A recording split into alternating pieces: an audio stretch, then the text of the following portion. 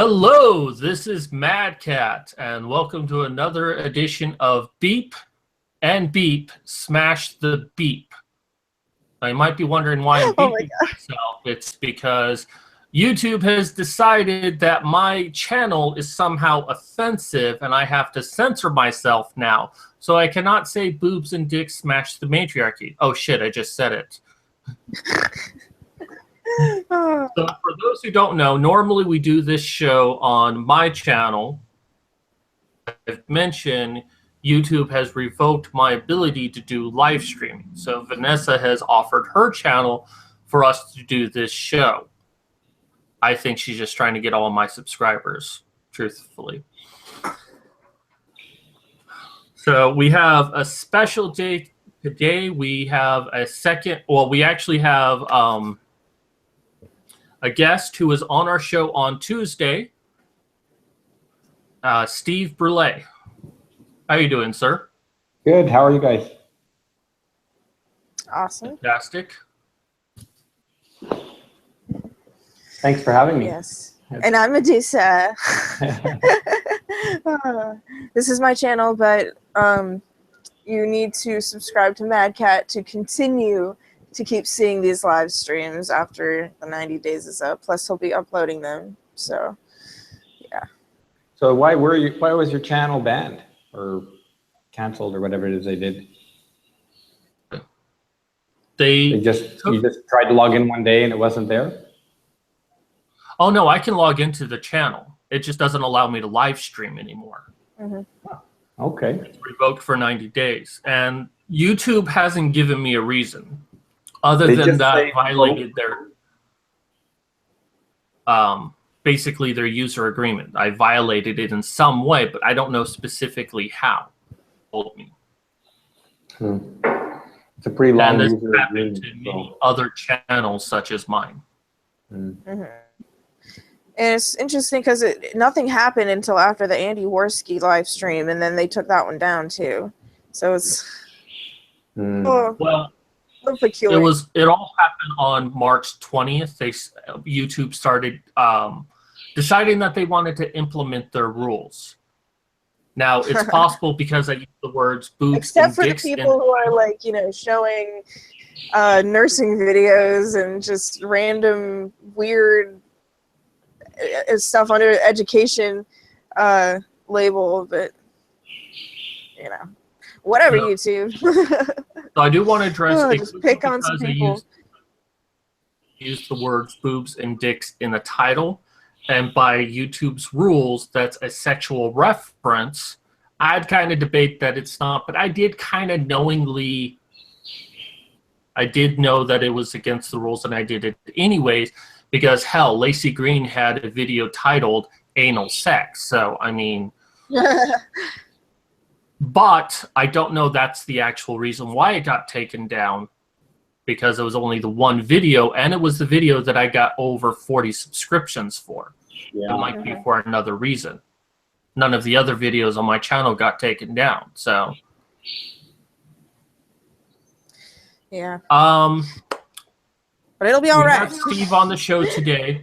We're not really going to be doing much of an interview with Steve. We kind of did that on Tuesday's show. So if you do want to see an interview with Steve, which was fantastic, be sure to check out Modern Medusa's other video on Cobra Cat. Today, it's his big, powerful brain articles today. Good idea.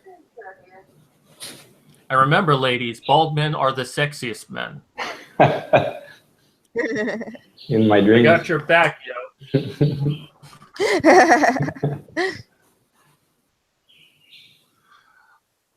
All right, so let me go ahead and start this to work today. You're popping up the articles. Is that? Yeah, I'm going to be showing the articles directly. Okay. Okay, so we're going to start with my home state. I'm originally from Arizona, sort of. College student fights for mankind, penalized for refusing gender-neutral terms. So a battle for mankind is taking place inside NAU, Northern Arizona University. An English major at NAU contacted an educational watchdog this week after she was penalized for refusing to use a gender-neutral term in lieu of mankind. Email by Dr. Ann Scott said that anyone who does not abide by the letter or spirit of the class must be docked for their decision.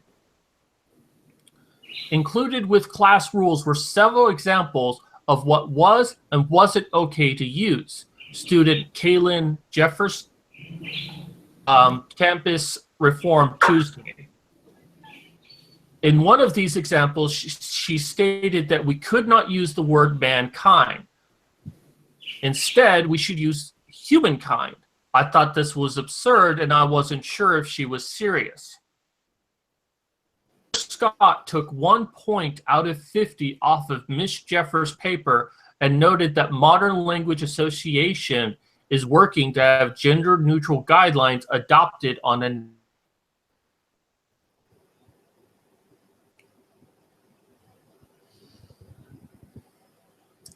So what specific term were they refusing to accept? Doing so.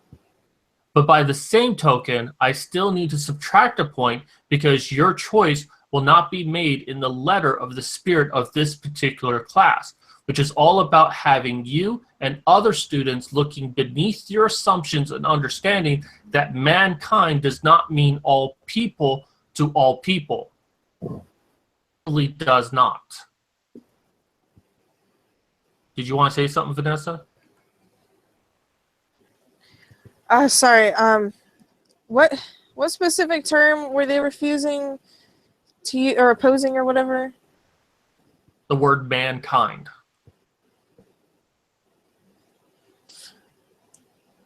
Oh my goodness, that's like the same. Oh my god, that's like the same people who get mad over history and not herstory. Yeah. Oh my goodness. That's a very good point you make right there. And this last line, what they're saying is that, you know, that mankind does not mean all people to all people. Well, then you need to teach them that it does. Because the word man does explain everyone. But the problem is... Doesn't it refer to the word humankind? Relate to the word humankind? Like, well, man should mean all humans. Once upon a time, there was an actual specific word for men, which was weremen. It's also the same place where we get werewolf from. So we had weremen and women. And then we had the word man to describe all of them. And then somewhere along the line, we decided to drop were to describe males, and it became the same as the general word we use to describe everyone. That's why we have the word mankind. It's not meant to describe only the male gender. It's just that the word for men, the male gender, got changed along the way. Yeah. Well, okay, I have a question. What the words that they're making up, like mansplaining and manspreading and stuff like that, like, is that contributing to the patriarchy? Or, like, should we just remove every single word that has like man in it? Because that's what it sounds like. Well, there's another issue comes up in this, in that my understanding of linguistics is that the people who use a language define the language. Whether you like it or not, language is not something that can be or should be authoritatively passed down from on high to people, which is exactly what they're trying to do here, which is to tell you which words are acceptable and which words are not acceptable. But language is constantly changing, and it constantly changes according to the needs and desires of the people who use that language. So these people who complain about authoritarianism are really attempting to fully control in an authoritarian way everyone's use of language. Yeah, it's tone policing. They want to control what you say and how you say it. And the answer to your question, Vanessa, is the difference between mankind and man spreading is mankind is a positive to all men, according to feminists, where man spreading is an insult. Insults are perfectly fine, but anything positive is bad. Yeah. You know, just last night we spoke about this very same topic briefly with the Liberty Bells, and the same thing is going on in the UK, and I believe it's Hull University. They will be docking students for use of those same kinds of terms. So it's interesting to me that this is happening at the same time in multiple universities in multiple countries, which is something we see with feminism quite a lot, is that there's a lot of informal communication and following and sort of follow the leader sort of thing that's happening. So these kinds of efforts are not restricted to one university. It's going on around the first world all at the same time. Students losing marks in Britain, students for use of an unauthorized word, and it's happening in Arizona, and it's happening in Canada. In the sense that not for marks as far as I know right now, but one of Peterson's complaints is the forced use of certain pronouns. So this all falls under this umbrella of that George Orwell warned against, is the attempt by Big Sister, in this case, to control the language. It's extremely authoritarian. Oh, yeah. There was a story about a year ago where a college was saying, okay, so everyone here, if you have a preferred gender pronoun that you want to be referred at, just write it on the list and we will now refer to you as such. And one student wrote that his gender pronoun was His Majesty. I remember that. That was brilliant. And that happened probably, I think, if my memory is right, within days of them making this announcement. So it is unfortunate that they are trying to change language. And you know what? Language just does change. It does evolve over time. But this is basically trying to force language to change in a very specific way rather than an organic way.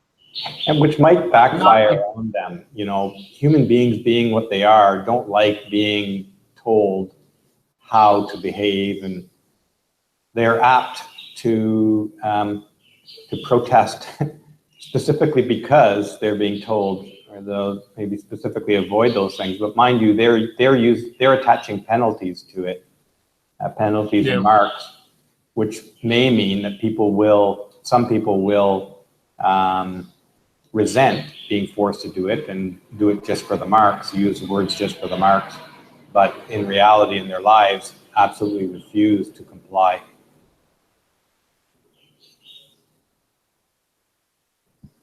And I think that we're going to probably start seeing this happen soon, where people are going to stop going to college. I mean, men are already dropping out of high school to begin with, much less not going to college. And we might start seeing more girls go to college, but we're going to start seeing less and less men going to college, which is going to hurt these institutions financially. Probably ask for money from the government to help cover their costs. But eventually the government's going to be like, we can't back you up anymore. What you're doing here. I'm hoping that day comes where the government's like, we cannot back you up anymore. You've got to figure out for yourself what to do. And if you're not getting the male students in there to attend your classes, then you need to change how you're teaching those classes. It is also the government that's kind of pushing these universities to teach in this way. So it's kind of as well as them being enablers. So there's not much more to this article, but it's just interesting to see that one female student fighting against all of this. Fighting in favor of using the word mankind, which is an appropriate word. Humankind is just too cumbersome. So, well, the larger issue to what I see is just the fact that they're trying to control language in such a totalitarian manner. It doesn't really matter if it's tomatoes; they're telling you how to call tomatoes. You know, the fact is that they don't really have the authority to dictate to people that a commonly used word can't be used anymore. So they're taking that authority and they're attaching penalties to it, which is, well, there's another thing that they're doing here in conjunction to what you're saying, is that they're also making people ignorant, purposely ignorant. We don't want to teach you what mankind. Your audio is dropping out regularly, so I'm not sure what you're saying. Example, but imagine what feminists are doing as a whole in the university, that certain knowledge is inherently bad and it's not worth learning things than STEM. They've been trying to change STEM to be less factual based and more abstract. Well, I'm sorry, but STEM is not an abstract field, it's a concrete field.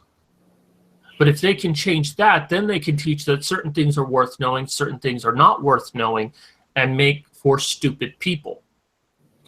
Well, I might just throw my 2 cents worth in on that like STEM can be extremely abstract, but it is evidence-based.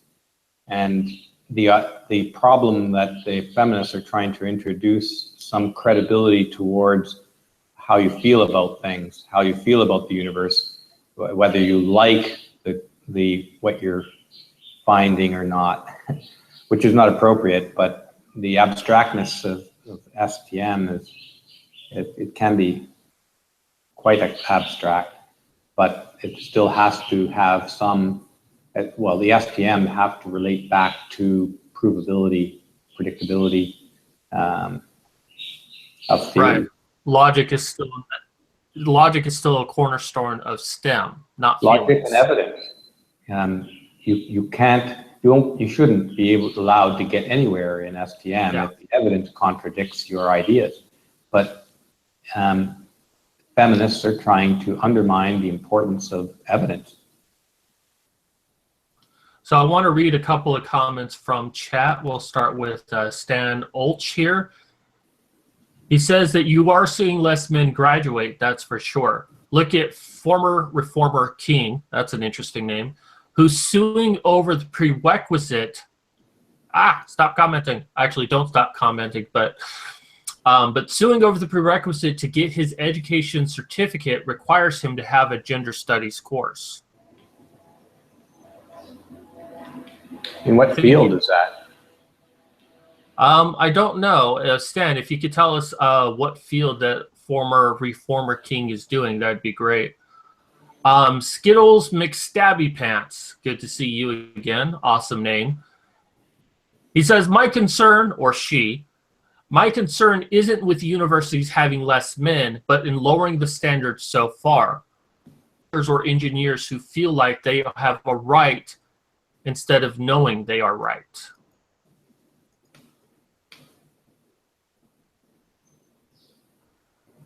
Yeah, so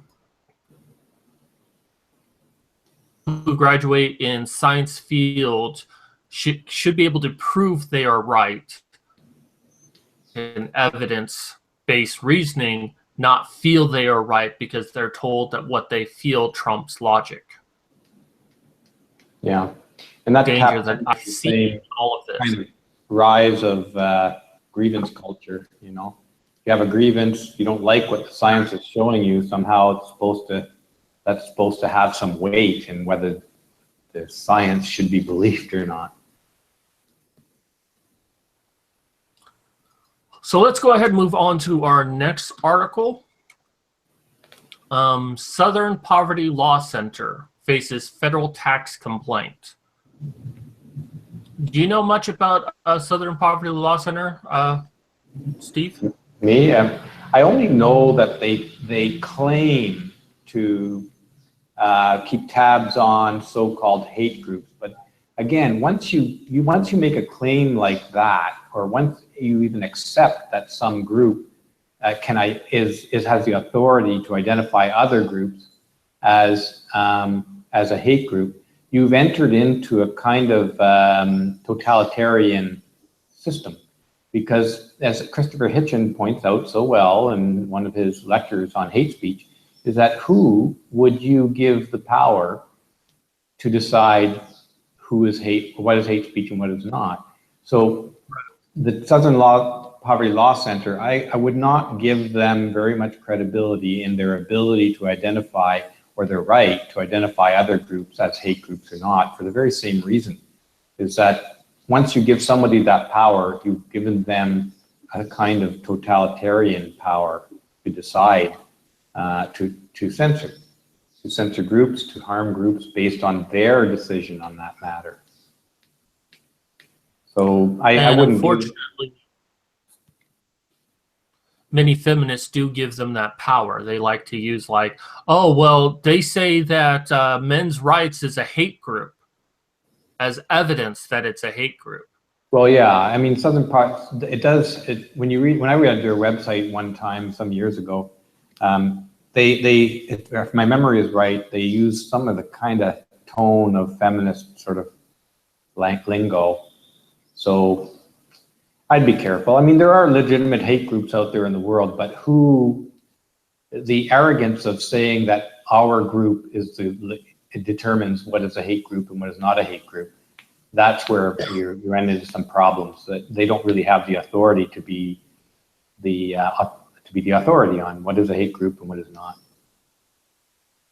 So before we start with this, some answers from the chat.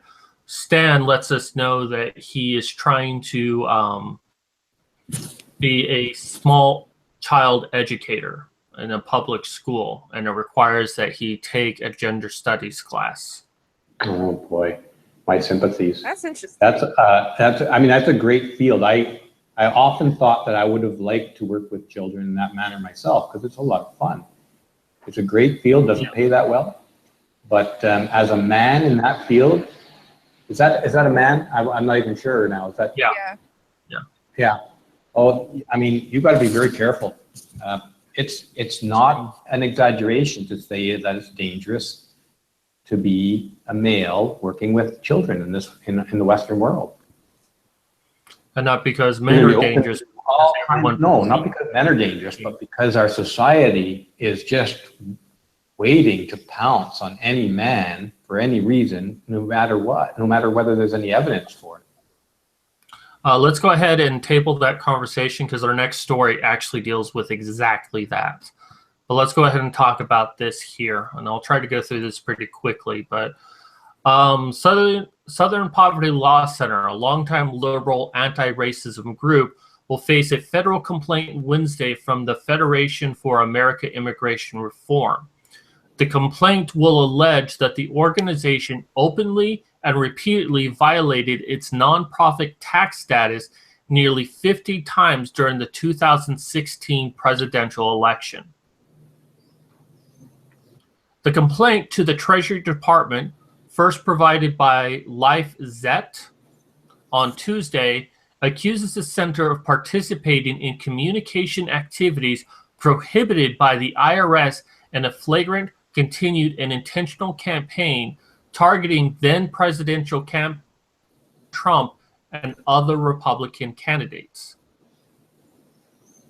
Now, it goes into how it's a 501(c) corporation started in 1971 based out of Montgomery, Alabama. Because they're a 501. I'm losing your audio.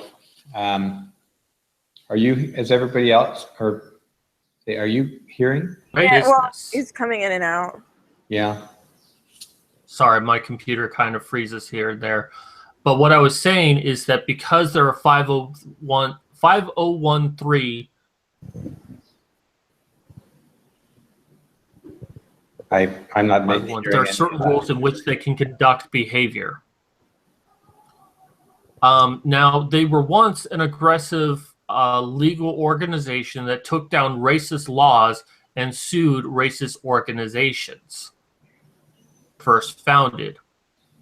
But there was a famous case in 1994 where they sued they featured an 8-part series that reported on a center that basically had few African Americans as managerial employees, and that the center exaggerated the threats from racist groups to raise money. So they basically said, hey, this corporation doesn't have enough African Americans in managerial positions. You need to give us money so we can fight it. Basically what happened. It usually does come back to the money eventually, you know. Yep. Critics of the Southern Poverty Law Center charge the center has money on its mind, and it raises the specter of hate for financial purposes. Critics say it has become a partisan direct mail operation, asking people for cash using incendiary accusations against some conservative-leaning organization. The center regularly attacks FAIR as being an anti-immigration hate group. The complaint will be filed Wednesday morning by FAIR through its legal affiliate, the Immigrant Reform Law Institute, according to FAIR officials. Officials told LifeZet on Tuesday that it will outline that the center engage in electioneering, taking positions in favor of or against any active candidate for public office. So basically what this is saying is that SPLC, did things against Donald Trump and in favor of Hillary Clinton that it shouldn't have done because organization being a 501(c)(3). I keep messing that up, but oh well. Yeah. And it's by the people that they accused of being a hate group. Come back in your face. If you're going to insult people, don't be surprised if they come after you. Now, this could just be retaliatory, or if they actually broke the law, there you go. You attacked someone who has the legal capability of suing you or bringing you before a court saying you broke the law. Maybe you should think twice on who you attack, SPLC. Yeah. I'm always suspicious. I'm suspicious of them because I suspect that they use the public sort of assumption that they are what they say they are, identifying hate groups. They use that assumption in order, I think, what appears to me, in order to attack ideological opponents. At one time people were saying that SPLC had identified a Voice for Men as a hate site, which there's no way that you could identify a Voice for Men as a hate site. I know a lot of the people in there, and I've read a lot of their stuff, and it's controversial because it goes against the sort of popular ideology that SPLC subscribes to. And this is the issue that Christopher Hitchens, and I keep coming back to him because he's eloquent on this topic, he warned about, is that who would you accept as the arbiter of what is hate and what is not a hate? As soon as you accept that somebody can make those calls, then you've accepted a dictator. You've accepted totalitarianism into your society. Mm-hmm. Very true. So that's the danger. That is a very true statement. Hold on, let me type this message real quick. Controlling. Yeah. And Christopher Hitchens is definitely correct on that. Once you give someone the authority to say that anyone a hate group, then, you know, they'll pretty much call everyone a hate group sooner or later. Anyone But who the stands problem up is, to this them. is a corruptible force. So guidelines that they have to fall under on who they can call a hate mob, using it as a means to get money. Hey, feminists. You're dropping out, Chris. I don't know what you're saying or if you're saying anything at all. But They're your only mic hate is not groups staying to- on. Those, What did you say after "Hey feminists"? I said, hey, feminists, we called a Voice for Men a hate group. Give us money. Yeah. I mean, that sort level of corruption is always something that has to be on guard for in society.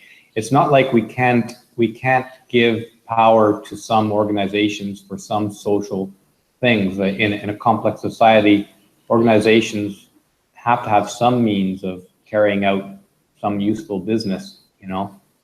But you always have to watch them, and I don't think there's any general way to ensure general safety in human affairs anyways.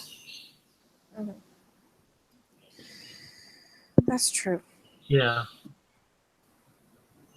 So it's a corruptible force that has no oversight in any way except being a tax-exempt status. And now that's being used against them because they've broke the rules and they've pissed off too many people.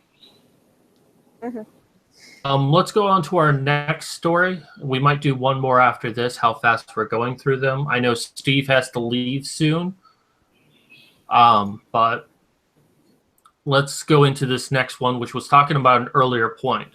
Widower staying with his own daughter, 13, is accused of being a pedophile by Travelodge staff and interviewed by police, all because he booked a double room. Yeah, this is ridiculous. Of course, if it was a single mother, there would have been no concerns, no issues. Yeah. Yeah, So a single mother with a male child. Yeah. What does that mean? A double room, like a room with two beds, or two rooms? Yes. I think it's A room with two beds. Well, that's even less of a reason to assume that he's a pedophile. That's fucked up. Yeah, I mean, if he was a pedophile, why the two beds? Why not just the one bed? Yeah, I don't understand that at all. Well, It sounds like someone just got like a creepy vibe or something and just assumed. And that if someone called me and I was a cop and they were just like, this really creepy guy just came in with his daughter and booked a room, and then he was like, well, did he give like any indication that, you know, he was gonna do something like that? Like, nah, he just seems like like, I don't. Well, let's go ahead and read the story so we can go ahead and see what it actually happened. Oh yeah, go ahead. Lost his wife to cancer, was accused of being a pedophile by Travelodge staff because he booked a double room for him and his daughter. Harwell, 46, was taking Millie, 13, to visit Thrope Park and was forced to book the double room in Chester Surrey because there were no others available. Oh, I did not know that. Wow. So, no other rooms available. He must be a pedophile. Then, suspicious staff demanded that he show them his daughter's ID. Mr. Darwell, who lost his wife to leukemia when Millie was just 4, explained that he did not have ID for his daughter and instead showed staff pictures of them together when she was a baby. But even after seeing them, staff called the police and he and his daughter were forced into separate rooms and interviewed by a police officer. What? Mr. Darwell, who felt knotted inside after the accusation, and his daughter was distraught and refused to leave the room after the ordeal. My little girl was in her room crying her eyes out when we were supposed to be going for tea for a special weekend. Wow. I lost my wife nearly 10 years ago, and I've done everything for her on my own ever since, and this has never happened before. But if her mom was still around and she had been here and not me, this would never have happened.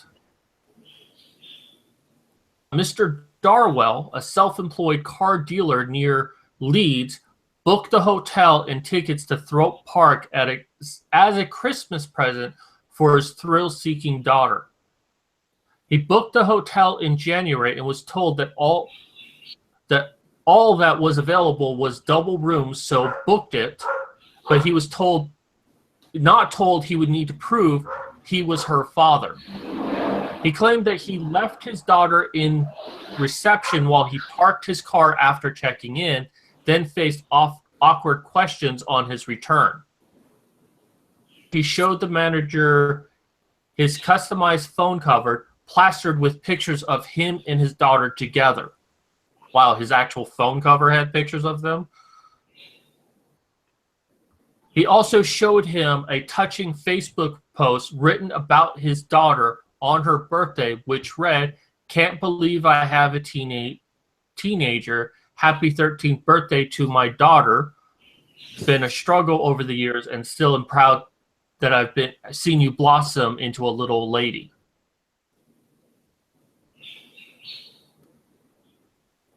So, wow. And you were perfectly right, Steve, and I won't read the rest of this article, but had it been a mother with a child, this would never have happened. Yeah. I mean, what can you say? It's of course, a lot of this does, in my opinion, come back to feminism, because feminists have been promoting males as dangerous, perverted villains for decades. And so whether the person at the hotel or the people at the hotel are feminists or not feminists, or what their thinking is or not, you can't have been immune to those messages for the past couple of decades. You can't. It's everywhere in our culture. So yes, people who have no leanings towards feminism will still have absorbed some of this idea that men in general are dangerous creeps, you know. So yeah, I'm not surprised. I mean, I'm reminded of this incident on an airplane, I think a year or two ago, where a man was forced to change seats with a woman, specifically because his originally assigned seat was beside a child, and he was deemed, this is an ordinary guy booking an order, and he complied. He didn't complain or anything. But it raises a very big and important issue: is that how come virtually everywhere in our society men are assumed to be dangerous creeps? It's spreading like wildfire. It's pretty much everywhere already. And of course, it's coming from ideological feminism promoting this idea for decades. So they're successful in promoting this idea. Well, there's another thing that happens a lot to men as well, on vein of that, is if a father takes his child to like a park, especially if it's a female child, like inspect the father. You know, it's like, oh my God, what's this person doing here? Is he a pedophile? Is he checking out? And then if he walks away with her, and there have been reported incidents of this, mothers will actually go up to them and ask her, is this your father? Yeah. We want to believe, first and foremost, that men are rapists before we can believe that they're fathers. The truth of it, rapists in our country, yes, they do exist, but they are a vast, vast minority of people. And more than likely, you're not to meet one in your life. You could probably go your entire life and never meet a rapist. That is how uncommon it is in our society. Yes, it does happen. We get 100,000 cases of rape every year, but there are over 300 million people in the U.S. Yeah. Well, I mean, the tricky part of this whole conversation is that, is like you're pointing out, there are pedophiles and there are rapists. And so we do have to be vigilant about these kinds of things. But what is most significant is that, and stands out here, is that it's only males who are presumed to be dangerous. You know, right. And that's coming from the ideological feminist influence for decades upon decades. The same behavior through a mother or a woman would not be suspicious, but just the fact that you're male raises suspicion.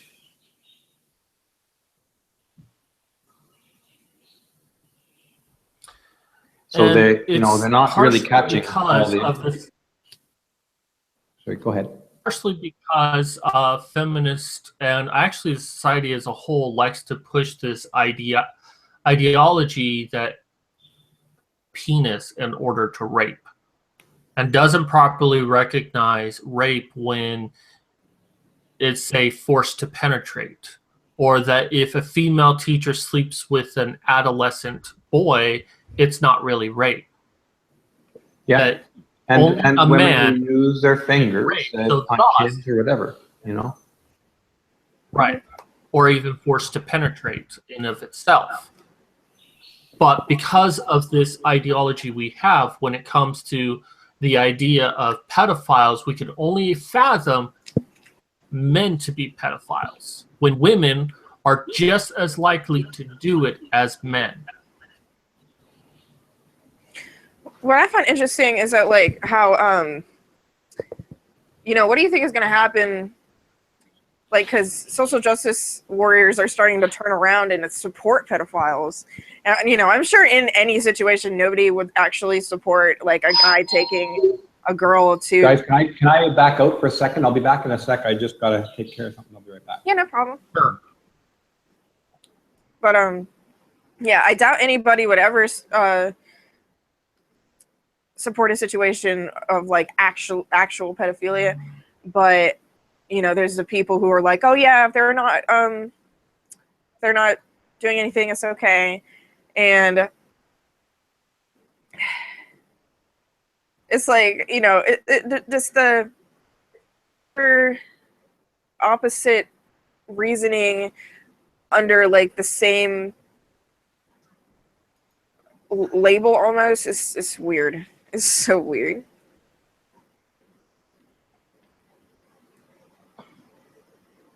Even Medusa is bored. No, she was doing her duty and making a sandwich. You see her sandwich? Yeah, I had to pick out every single piece of lettuce and tomatoes out of this because Taco Bell does not know what the fuck they're doing. If you have to pick out lettuce and tomato, then I say you don't know what you're doing. You don't know what a taco is. Bro, I don't need no goddamn lettuce in my goddamn burrito. I need meat. So, I need cheese. There is some more to this story because people are like, well, if I was that guy, I would sue that hotel and the police. I kind of give a pass to the police, and here's why. Mr. Darwell complained and says that the company are now falsely claiming that he tried to pay by cash in order to their suspicion. Instead, I'm paying cash when I arrived, but it's rubbish. I had already paid by credit card before I even arrived.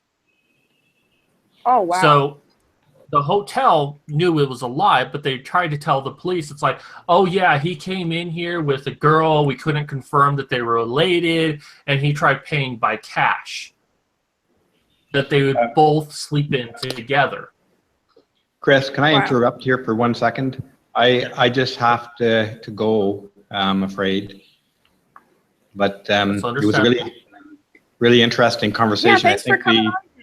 Well, thanks for having me. And I think the topics you're raising here are really important. So I hope to see more of your videos in the future on these articles.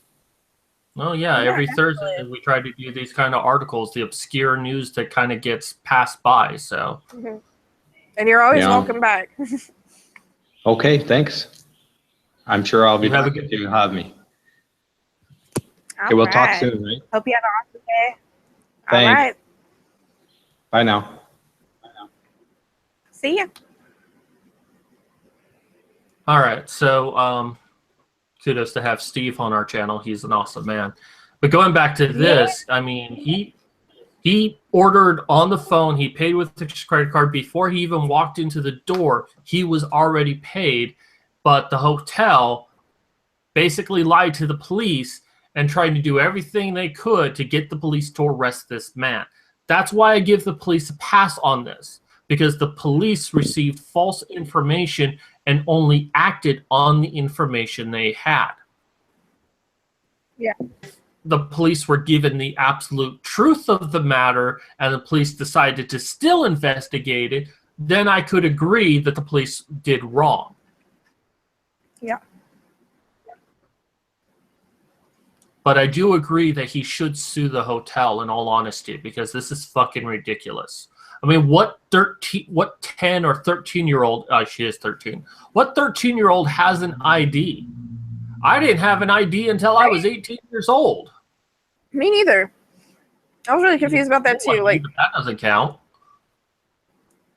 but can you imagine? Like, I feel really bad for that girl.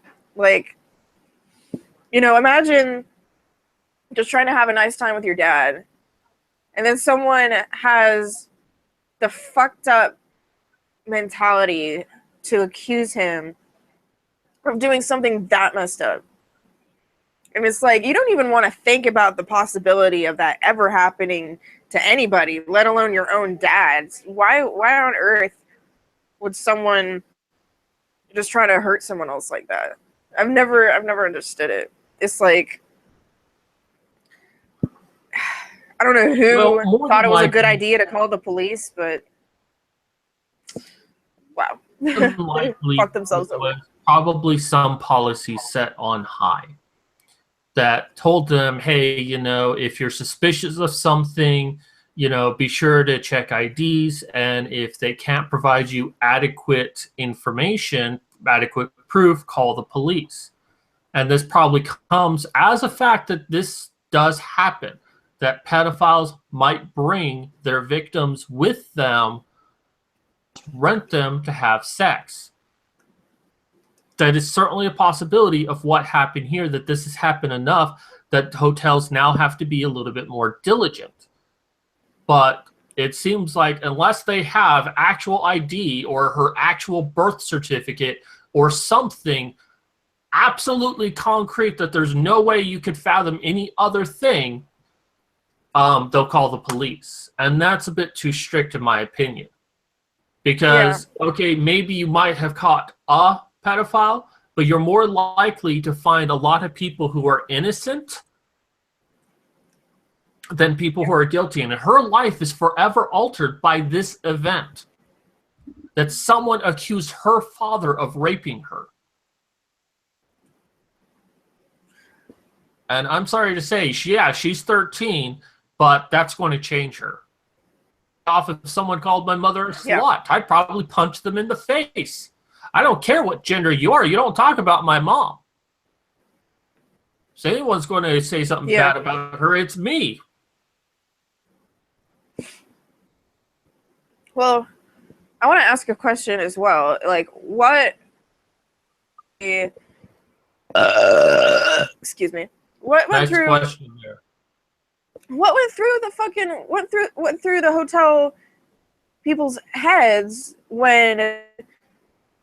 the police? Because it's like, what pedophile would pay in advance for a double bed room, go in to the lobby with the girl, and like, obviously she must have said like, no, he's my dad. Obviously, if she didn't look fucking like scared or, you know, like she was being abused, like, it's kind of obvious, you know, not always, but in a situation like that, like, what pedophile would be like, oh yeah, I'm just gonna bring the girl with me into the lobby and then bring her into the fucking thing?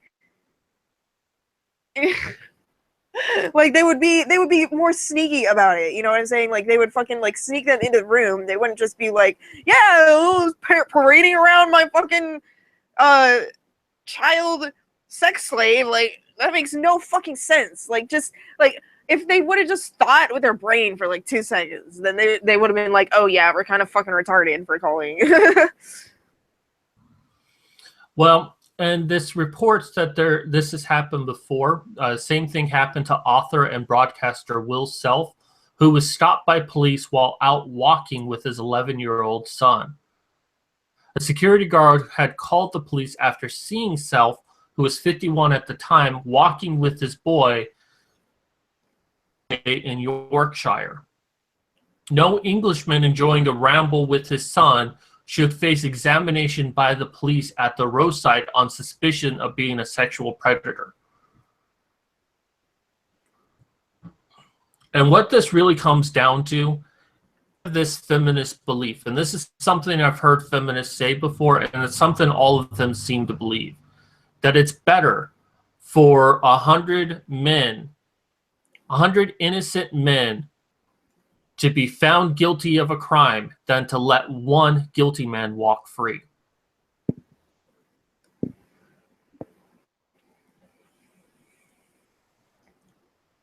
I like how it says that it says like Travelocity or whatever, not Travelocity, Travelodge says we take our responsibilities towards protecting children and vulnerable young people extremely seriously. Well, you kind of fucked that up because you did like the opposite of that. You kind of just like fucked your shit up. Oh, good job. But parts, like, despite what happened, Mr. Darnell said that he and his daughter did eventually have an enjoyable weekend. Yeah. Park Hotel the next night. So yeah, I would have left that place as well. Oh, that's good. That sucks though. I would be so pissed if that happened to me. Like, and like if I had like if I had my like young, nobody would think that ever. Not in a million years. No, because you're a woman, and women are not capable of doing bad things with children. Hell, as fathers. Well, not as father, but fathers, they have to be careful of even being affectionate to their children, because that can be interpreted as rape or sexual abuse. Like if a father or daughter kiss each other on the lips, just a small peck, some families do that. There's nothing insidious or sexual about that. Yeah. They kiss on the lips. Yeah, my family did that. Oh, he's trying to rape her. I grew out of it, but I never. I mean, honestly, when my stepdad and my little brother would kiss on the lips, it would kind of creep me out, just because I'd be like, I think that was just because I was immature, though. I was like, gay, but it's like, it's stupid. Like, obviously a pedophile is not gonna just kiss their child on the lips regularly. Like, it's just common sense. Like, this shit's just stupid. Well, I want to get back to what you were saying, like, when you were immature. Hell, the other day you're like, oh, I kissed a girl and it was gay. Wait, what? Yeah. You said to me the other day, like, you kissed a girl and you're saying how gay it was. And I'm like, yeah. You say that you were immature. You're immature now. What are you talking about? Oh, yeah. It wasn't that long ago.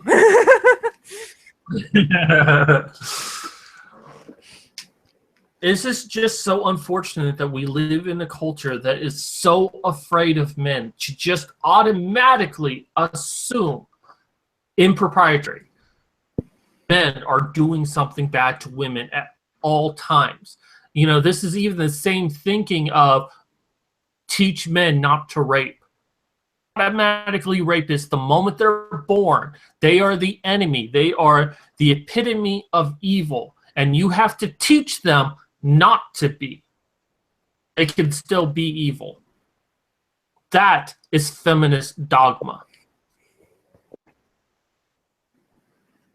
And as I always say, if you want to teach men not to rape, if you want to decrease the amount of rape that happens, then you need to teach women to stop raping little boys. Because it has been found that about 80% of men who rape were themselves raped by women as children. Raping, teach women not to rape. Mm-hmm.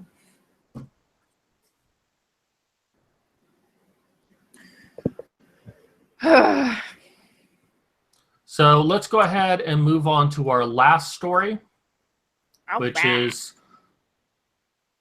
kind of interesting. Equality. Now female students get suspended over scant allegations.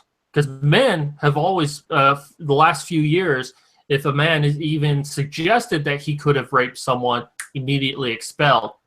Now it's happening to girls. So Coastal Carolina University has suspended its cheerleading program amid allegations that the cheerleaders were involved in a prostitution ring. And no prosecutions, and there don't appear to be any on the horizon. So the controversy surrounds the school's actions. Cheerleaders and parents have expressed their disgust with the school, and this afternoon the cheerleader team released a statement decrying the accusation as false and noting that they have led this harassment. And this was written by the cheerleading team. At this point in time, we no longer wish to be contacted about the current situation. Accusations have led to harassment on campuses as well as through social media and are beginning to negatively impact our daily lives as well as our studies.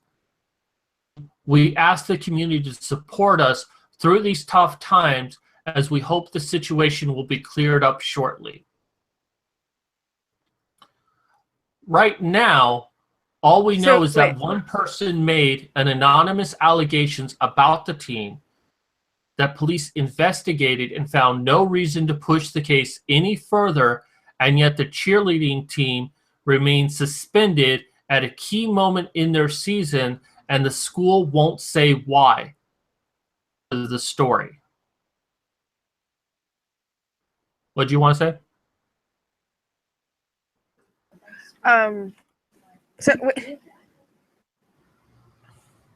So someone accused the cheerleading team of doing something, or they accused someone. Yeah, an anonymous source, the cheerleader set up a prostitution ring and then got suspended. Even though the police investigated and found nothing to corroborate that evidence or that suspicion, they got suspended anyways. You said a prostitution ring? Yeah, prostitution. That's not a bad idea, though. Like that'd be a pretty big business. Just like all cheerleaders, but you know, like a brothel full of them. While it would be profitable, there's no evidence to suggest that it actually existed. It was made from an anonymous obviously source. That's stupid as fuck, but it's not a bad idea. On further, of course, Deadspin is right. There is a missing part of the story. Everyone is up in arms about the cheerleaders being suspended on mere allegation of misconduct. Yet this action by the school is perfectly in line with how male students have been treated lately over mere allegations. At a University of Minnesota, a number of football players are under suspension themselves over allegations that they either took part in sexual assault or failed to intervene. Cheerleaders at CCU, the Minnesota players, have not been prosecuted for anything, yet a number are facing expulsion pending any appeals of an earlier ruling by the school. The right thing to do in the American thing to do. Give all students, male or female, due process. Frankly, the CCU cheerleader suspension is ridiculous, yet it also represents one of the few examples of alleged female perpetrators being treated as unfairly as alleged male perpetrators in recent memory. Students should not be facing life-altering consequences with such a low burden of proof required. Leaders return and give male students the same treatment this country is supposed to be offering to all. So that's basically the end of the story. But what it's basically saying here is that everyone is wanting to fight for the women because the women have been wrong, and yet they are getting the same exact treatment that male students are getting, and no one cares about the male students. Well, of course, our movement cares about the male students, but most people in the world don't seem to. They want to believe, oh yeah, well, he raped. Why would they say he didn't? Because there's no due process. The mere act of being accused makes one automatically guilty of rape if you're a man. But as a girl, even though they got suspended, people want to fight for them. Hey, women have been wrong. We need to do something for the women to help them out.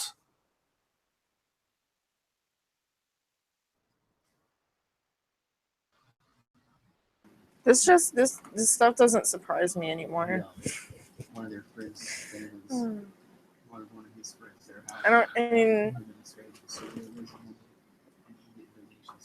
that sounds like someone got really jealous of the cheerleaders. Honestly. Oh. That's probably it, because if this was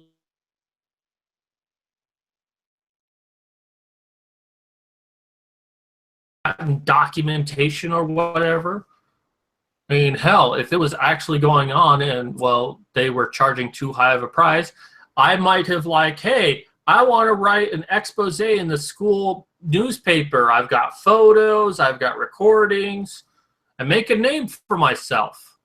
I mean, I don't need to make a name for myself that way, but I mean, if I was a student in college who had an axe to grind, that's what I would have done. Make myself famous while making them infamous. So the fact, and there's all sorts of reasons why someone might have reported anonymously. Maybe it was someone who was on the cheerleading team tried to report anonymously, but I'm more likely to believe it was just someone who was jealous, who hated the cheerleaders for whatever reason and wanted them to suffer. And it could have even been a feminist who thought that cheerleaders represent the male patriarchy of it, and by saying that they were prostitutes, that they were somehow helping the cheerleaders. I was going to say she should. Right. Oh. What's up?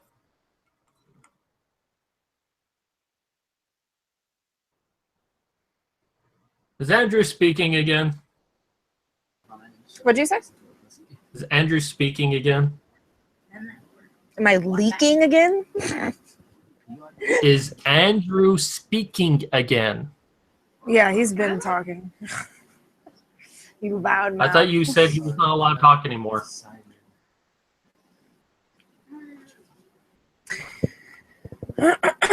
So, excuse me. Well, okay.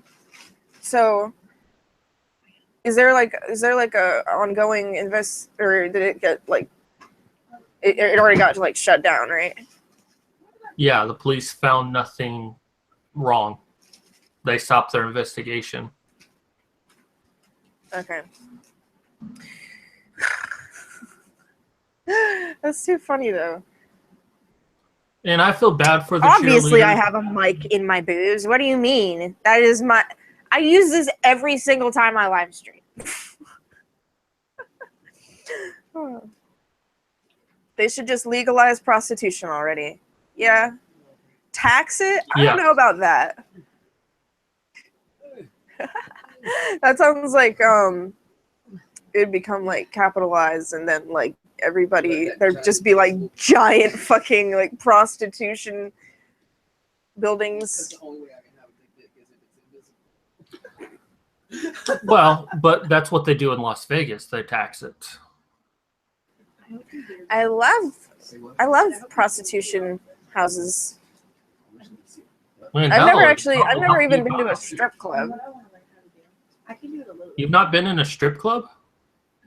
No, I've never been in a strip club. I want to go. Well, I mean, I will. Well, tell your man to take you to a strip club. Say, hey, how would it Andrew, look take if me to some a strip stripper club. put boobies in my face? No, ever. You want to go with me? Yes, I want to go. Yes. No, but if anyone But, goes to anyone, it would Yeah, be- no, the closest thing I've ever been to a strip club and was like it was that expensive. drag shows. I've been to a strip club. I've been to strip clubs. I guess that's kind of obvious, but, you know. I love them, actually. Well, I don't have money. That's the problem. I need money to go to a strip club unless I'm Yeah. going to be stripping. So everyone donate to Medusa to start stripping. But, you know, it Okay, is- well, sorry. The great thing about a strip club, everyone assumes that men just want to go there to see boobies. And not. Well, I Men think- I actually would go want- there to talk. Yeah. Well, I want to get a stripper pole and just exercise on it. And then I can make like sexy dances. Well, not all sexy dances, but you know, interesting dances. And I mean, and then I could just do live streams while doing that. I'm So gonna get a people pole. donate to Modern Medusa so she can get a stripper pole. Yo, donate for me to get a pole. Buy me a pole. Send it to me. I will use it on the video With friends. with friends with big butts. I want to stress there that the stripper pole you send her has to be new. None of that used crap. yeah, no, thanks. I don't want. But as I was saying, when it comes to strip clubs, most people assume that men go there just to see naked women. And that's one reason why they go, but actually the most common reason is to talk to a woman. Because think about it, you're talking to someone who, well, yeah, they are trying to get your money. And you know they're trying to get your money. But it's also someone you can be like legitimately talk to. You don't have to be worried about them judging you. You're not going to go home with them. Well, maybe sometimes, but most of the time you're not. Limited conversation that has no pressure on you to be any certain person. You can just be yourself. So that's why strip clubs are such a great thing.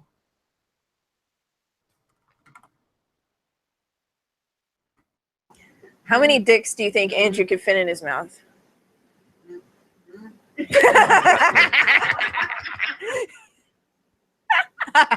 Apparently, Threats wants you to make him a mod. You by the donation does? link in chat. It's by mod though. Oh, yeah, I remember. we Wait. were Oh, okay. telling you I wanted to learn how to position a stripper shape one ass. He can't One ass. make you a moderator because it's my channel, sir. Well, no, he's. Oh, okay, I see now. There, you're a mod. Uh, Okay, now I understand what he means by mod. I thought it might have been an art thing, not like anything else. But yeah, make Thrax. He's always on these channels. He seems to be like doing good work. So yeah, I say make him a mod. I just did. Any white girl who wants to go to these- And then, No butt? yeah, you can donate to Patreon or PayPal. PayPal, I don't give the email out a lot because it's like my private email, but it's not like anyone's going to email me.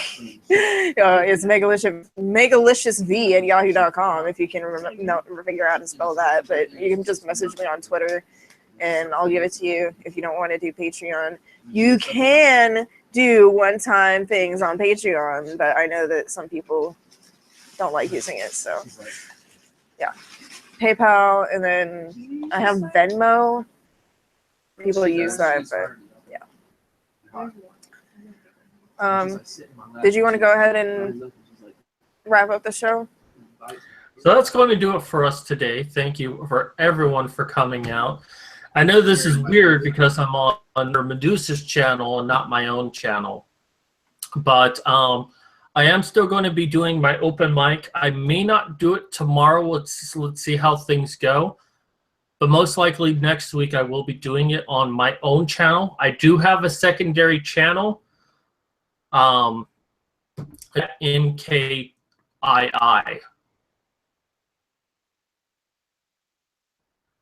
Yeah. Anyways, now that the bouncing's over. It's never over. So also, this video will be uploaded to YouTube. Even though I can't live stream, I can still upload. Be sure to check out my channel. It's in the description bar below. I think Modern Medusa fixed the links down below.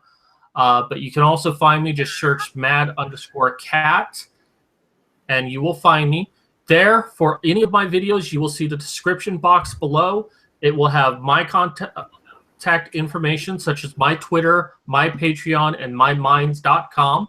I am on Minds, and I'm going to start uploading to Minds.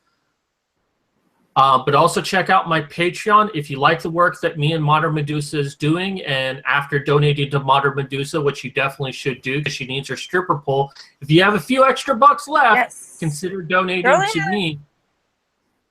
I could get one for like maybe 30, 40 bucks online. But I am trying to raise money to get health insurance as well as trying to get a better computer. As you can see with today's stream, I kept cutting in and out really bad. If I get a new computer, I can make better quality videos. That is my goal for all of you because I do love doing this stuff.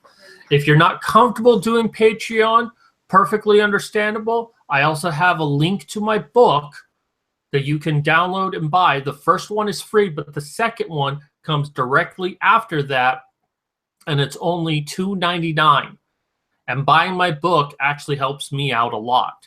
And if you like it, consider leaving me a review because that also helps me out a lot.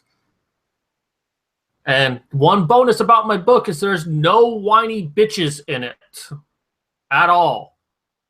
In fact, there's not even a major female character. It's like predominantly men. So it's a different kind of book than what you'll find today. So